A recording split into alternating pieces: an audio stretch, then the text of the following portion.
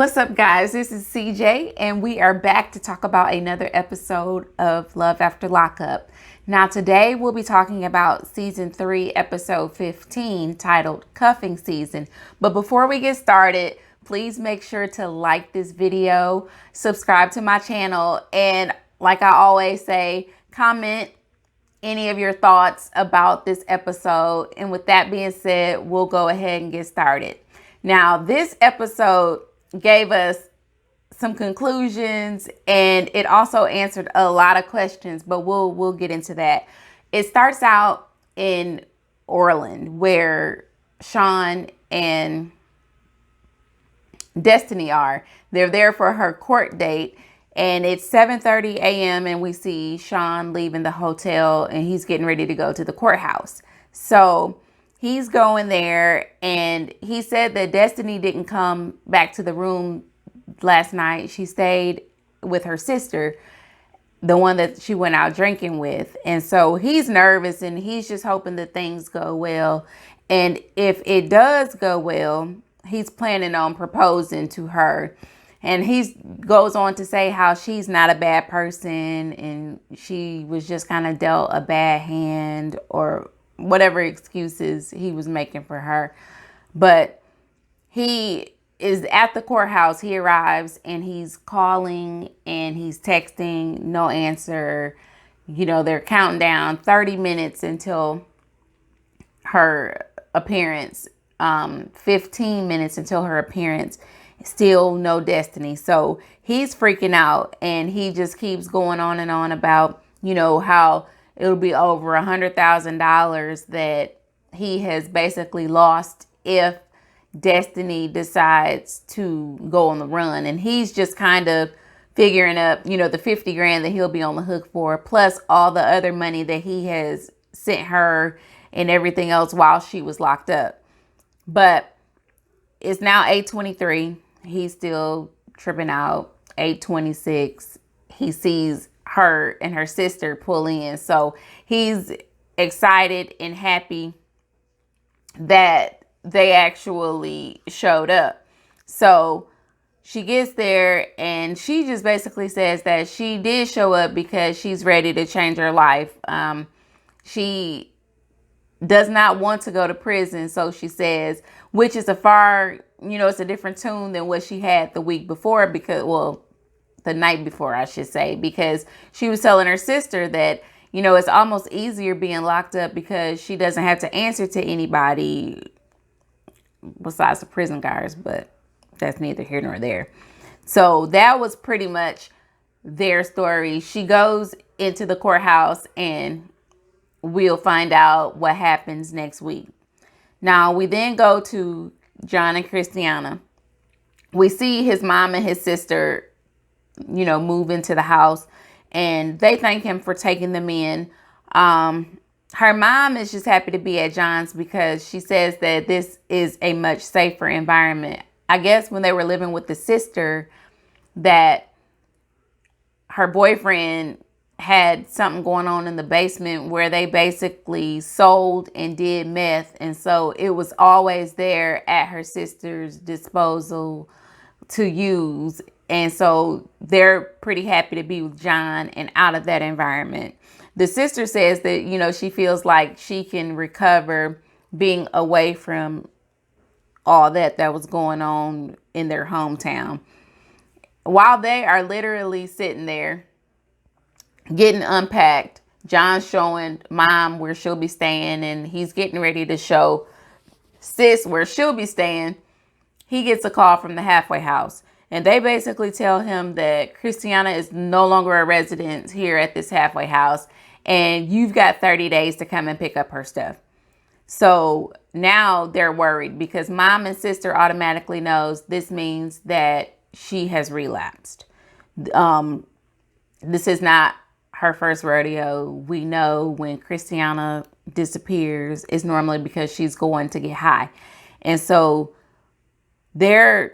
he's asking her sister, well, I know you know where she goes to get high. Can you take me to these places? And the sister is kind of reluctant. She's like, no, I don't want to do it because if I go, you know, I can get I'll mess around and go to a place where she's being served and I'll want to sit down right next to her and get high. And then, here we are both, relapsing. Even though the sister is like 2 or 3 days clean, she still is clean. So I don't take away any days of sobriety from anybody.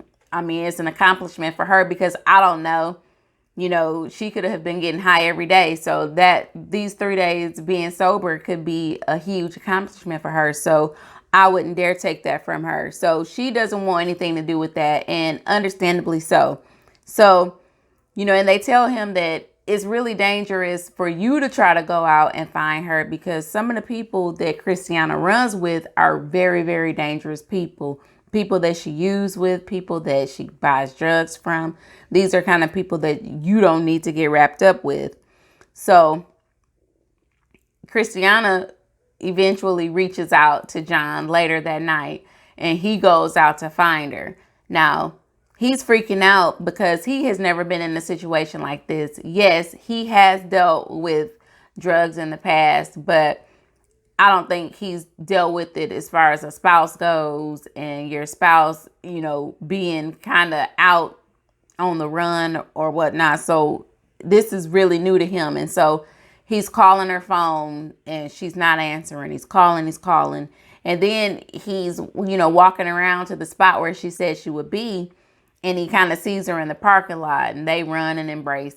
And, he is very happy to see her. He's happy to know that she is okay, that she's safe.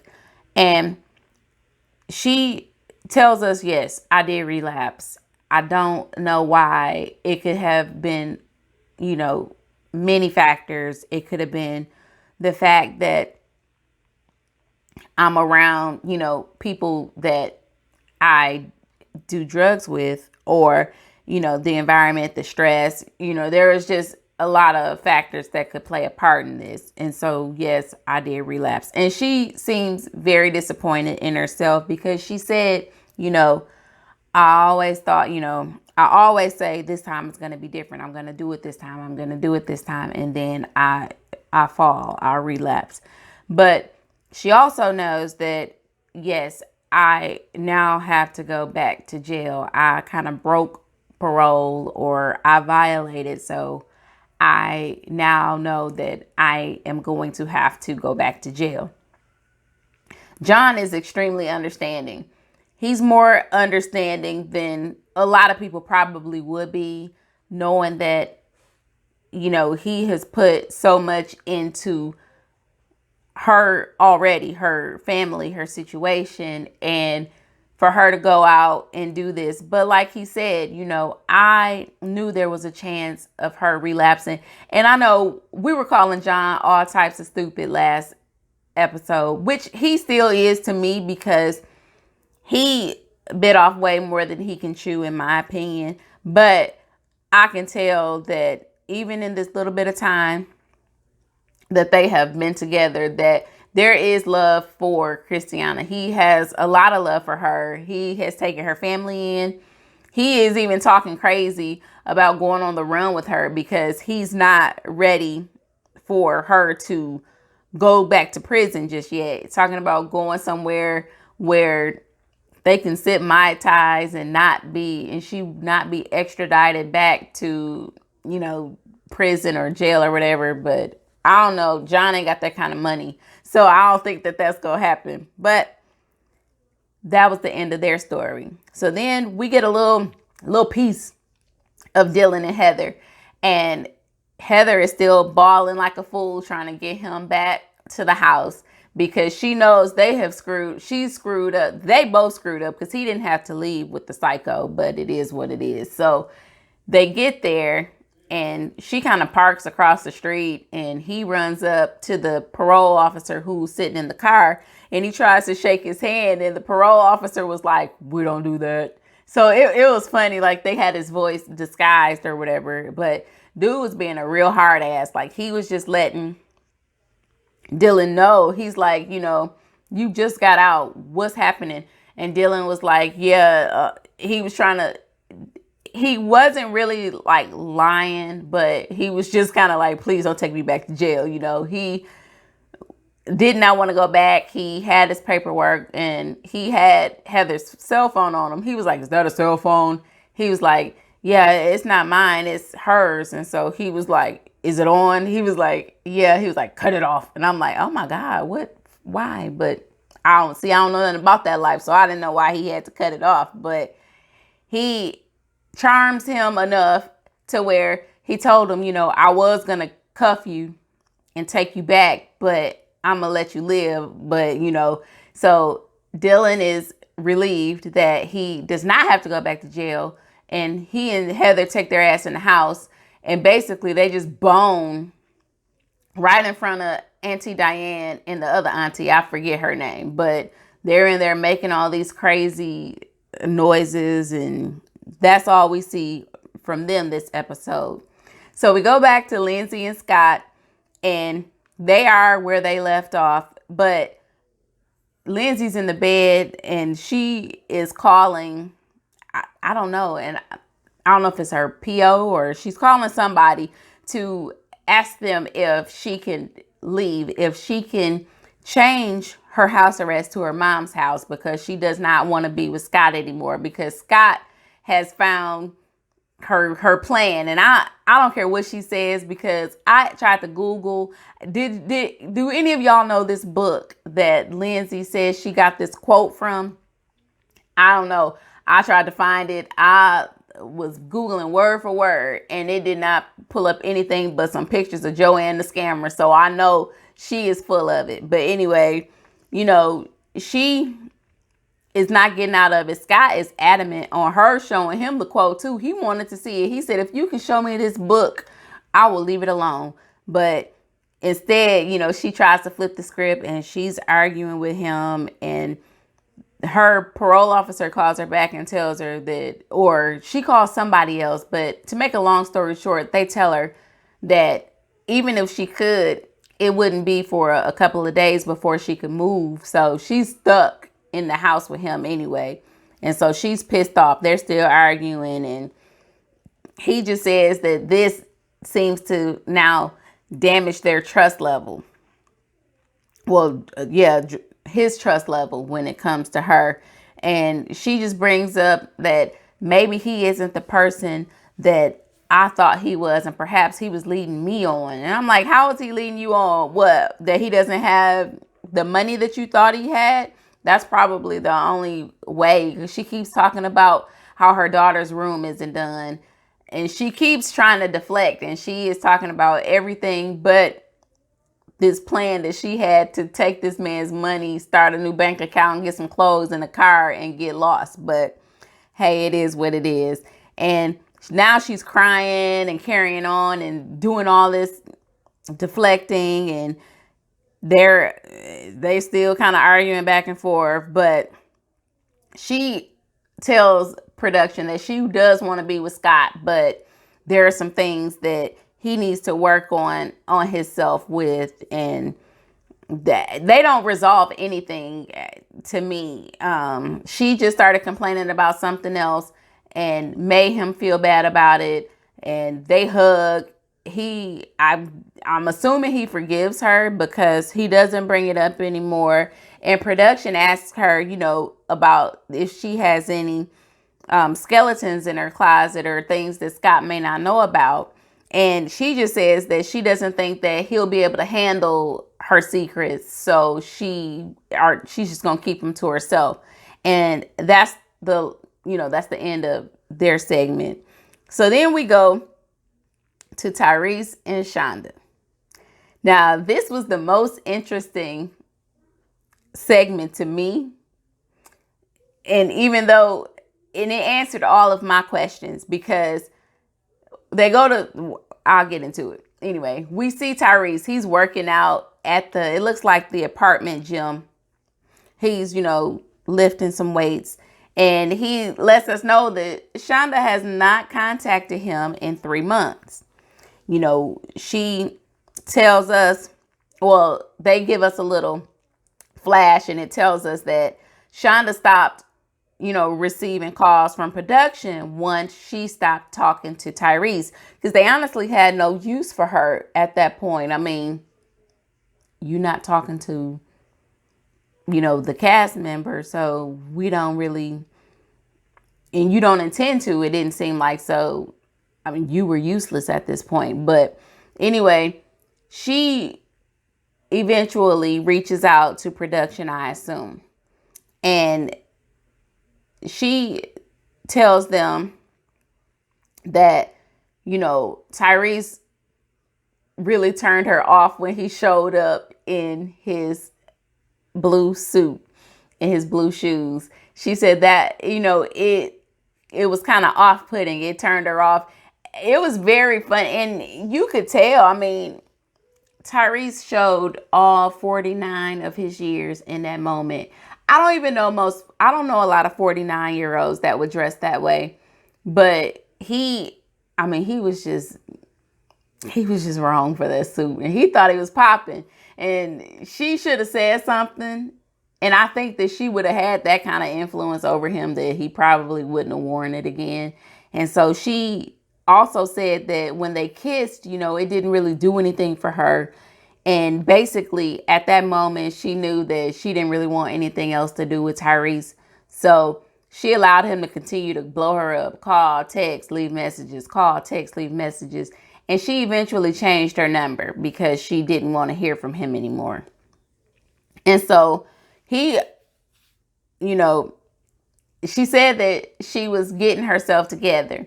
After she got out of the halfway house, I'm assuming she started working, and she's just working on her sobriety, and she's just trying to be a better person. And she feels like Tyrese, along with other things, needed to just be left in her past. So production asked her if she would call him, and she agreed to call him. So she did call him, and he was happy to hear from her initially. He was just like, I didn't know where you were. I didn't know what was up. I didn't know what happened to you. You just dropped off the face of the earth. And so she basically just told him, she was sorry, and she didn't think that things would work out with them. She didn't want things to work out with them, and basically told him that she wanted to be friends still. And Tyrese was like, F that. Oh, no, I'm done with you or whatever. I wish you the best. Goodbye. And she also says that she moved on from all of her other tricks that she had when she was in prison as well. So they did do a little flash, and they talked to Tyrese, about the future. And Tyrese is not a bad looking guy to be 49 years old. I mean, he's in decent enough shape. His style is a little off, but a woman could work on that if she wanted to be with him or whatnot. But anyway, he just says that, he doesn't have a problem meeting women. And, maybe he just needs to meet a woman in a laundromat or a grocery store or normal places. Perhaps he doesn't need to go fishing on prison websites looking for inmates, but that's neither here nor there. And he said that he will put his powder blue suit on and his now and later gaiters, and he'll pull some old females. And that's pretty much where we leave Tyrese. And I think that that's probably the last that we'll see of him. We all knew where this was going, and we all could tell that Shonda was not a bit more interested in this man at all. She knew what she was doing. She knew to call him when she did not have enough time to go somewhere and be intimate with him. She used the fact that she was hungry so he could take her to eat.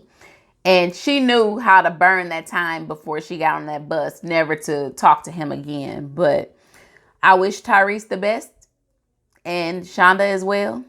And so we're probably done with them. And then there's Maurice and Jessica. Now, we know that Jessica is pregnant. They told us that last week. And she's going to take Maurice to her parents' house. But she tells him, do not tell them about the pregnancy. And understandably so, even though I don't think y'all should have been, raw dogging it when it's a possibility of you getting pregnant. But they go to the parents' house, and Mom and Jessica, they kind of dip off to go shopping, and they leave Dad and Maurice home. And he's telling them that he's got some welding to do, and he's going to show him how to weld, which is a good trade to learn to have, especially for somebody out of prison with a skill like that. You can probably get a job and make enough money to actually, support your family, which he does say that. Now, Maurice wants to prove to Pops that he can do the right thing when it comes to Jessica. And Pops does, show him how to weld. Now, he's hoping, and he's telling us that he's hoping that her dad could be the dad that he never had. Growing up in Compton, it was his mom, and he told us his mom did the best that she could, but the streets raised him. And now he is looking at this as an opportunity to have a father in his life, one that he missed out on. And I really like Maurice. I think that, he's still young enough, and he's got like this wide-eyed one either, and he could just be a good, kind person, but he really does seem like he wants to do the right thing, and he's planning on doing the right thing. And now that Jessica is having a baby, his wife is pregnant, and he wants to actually have this family the right way and do it a little differently than what he did with his older daughter. Now, Maurice says that, he's up for the challenge and learning, and as far as getting a job and everything, so that he can be a provider for his family.